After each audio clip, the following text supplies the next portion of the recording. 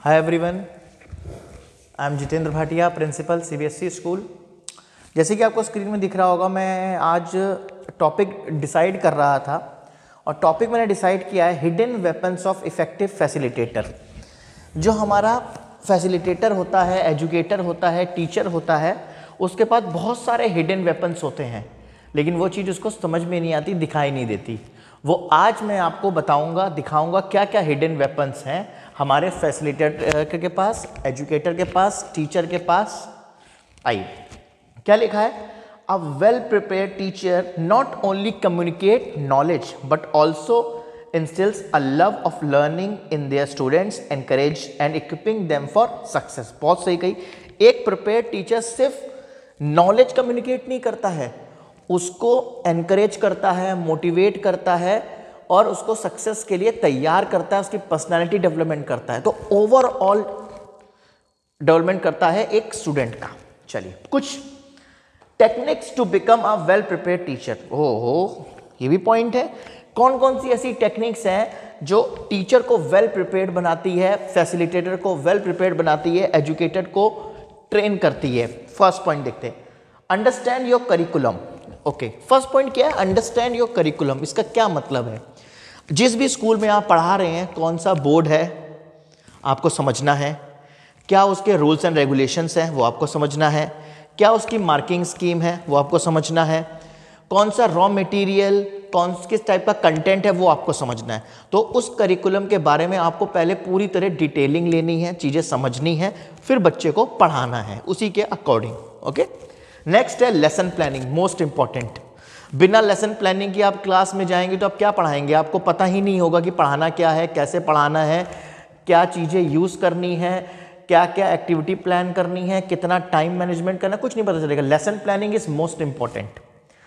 Third is collaboration with colleagues. Yes, जब भी आप कुछ नई चीज़ कर रहे हो, कोई लेसन प्लानिंग बना रहे हो, तो अपने कलीग से डिस्कस करिए। उनके पास भी न्यू आइडियाज़ आएंगे, हो सकता है आपको कुछ अच्छे सजेशन दे दें। नहीं सर आप ऐसा करिए, नहीं मैम आप ऐसा कर सकती, तो ऐसा होगा। तो अपने कलीग के साथ कोलैबोरेशन रखिए, जिससे कि नए नए आइडियाज़ आएंगे जो आप अपने लेसन प्लानिंग में इंक्लूड कर सकते हैं। ओके, नेक्स्ट है रेगुलर सेल्फ एवोल्यूशन। खुद का एवोल्यूशन बहुत ज़रूरी है। जब भी क्लास पढ़ा के जाएं, लेक्चर पढ़ा के जाएं, घर जाएं, सोचें कि आज इस टॉपिक में मुझे इतना टाइम क्यों लग गया, आज इस टॉपिक में मुझे इतना टाइम अगर मैं लेता या ये एक्टिविटी ऐसे कराता तो इतना टाइम बचता, या इस तरह से इंगेज करता बच्चों को तो ये एक्टिविटी बच्चों को ज़्यादा समझ में आई। तो खुद सेल्फ एवोल्यूशन बहुत ज़रूरी है। हर दिन आप जाइए घर पे और देखिए, सेल्फ एवोल्यूशन करिए कि हाँ आज क्लास में क्या कमी रह गई या मैं इसमें और क्या अच्छा कर सकता हूँ। ठीक है, तो सेल्फ एवोल्यूशन बहुत जरूरी है। नेक्स्ट है टाइम मैनेजमेंट। यस, 40 मिनट के पीरियड में अगर आपकी लेसन प्लान नहीं होगी, टाइम मैनेजमेंट नहीं होगा, तो कोई मतलब नहीं है। तो उसी पीरियड में आपको एक्टिविटी भी प्लान करनी है, उसी पीरियड में आपको बच्चों को पढ़ाना भी है और उसी पीरियड में आपके बच्चों को डाउट डिस्कस भी करना है। तो इसीलिए कहा जाता है lesson planning, time management. Lesson planning proper होगी, टाइम मैनेजमेंट होगा आपका, तो अच्छा कंटेंट बच्चों को डिलीवर कर पाएंगे, अच्छी तरीके से बच्चों को समझा पाएंगे। 40 मिनट के 45 मिनट के पीरियड में 25 मिनट 30 मिनट आपने पढ़ाया, 10 मिनट आपने कोई एक्टिविटी प्लान अप कर ली और 5 मिनट आपने डाउट डिस्कस कर लिए। ठीक है, तो ये चीज़ें आपको टाइम मैनेज करनी है। जब तक टाइम मैनेजमेंट नहीं करेंगे तो क्लास में आप अच्छे से चीज़ें डिलीवर नहीं कर सकते हैं।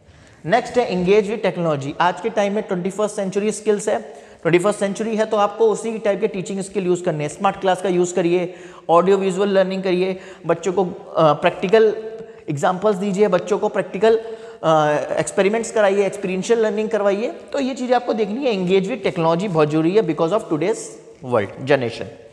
Use variety of teaching method.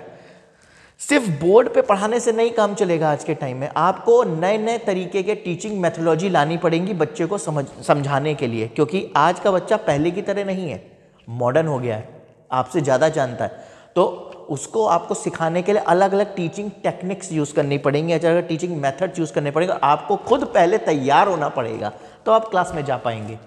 Next है रिलेशनशिप बिल्डिंग। आपको बच्चे के साथ एक ऐसा रिलेशन बनाए जिससे कि वो चीज़ें समझे, आपसे डाउट पूछे, हेजिटेट ना हो, डरे नहीं आपसे। फ्रेंडली बिहेवियर रखना है, लेकिन ओवर फ्रेंडली नहीं, पता चले आपके कंधे पे हाथ लग के घूम रहा है। तो ये चीज़ें आपको समझनी है। तो ये जो सारे पॉइंट्स मैंने बताए, techniques for to become well prepared educator, तो आपको इन पॉइंट्स के बारे में पता है लेकिन आप इसको फॉलोअप नहीं करते हैं। जब तक आप फॉलोअप नहीं करेंगे आप एक प्रिपेयर्ड फैसिलिटेटर नहीं कहला पाएंगे। आपको एक प्रॉपर एजुकेटर फैसिलिटेटर तभी हो पाएंगे जब चीज़ों को फॉलो करेंगे, समझेंगे। टीचर बनना एक सिर्फ टाइम पास नहीं है, आप फ्यूचर को डेवलप कर रहे हैं, फ्यूचर को बना रहे हैं, ठीक है ना। तो ये चीज़ों को समझिए और इस पर थोड़ा दिमाग लगाइए, ठीक है। अब हम नेक्स्ट वीडियो में मिलेंगे नए टॉपिक के साथ। Till then bye bye, take care.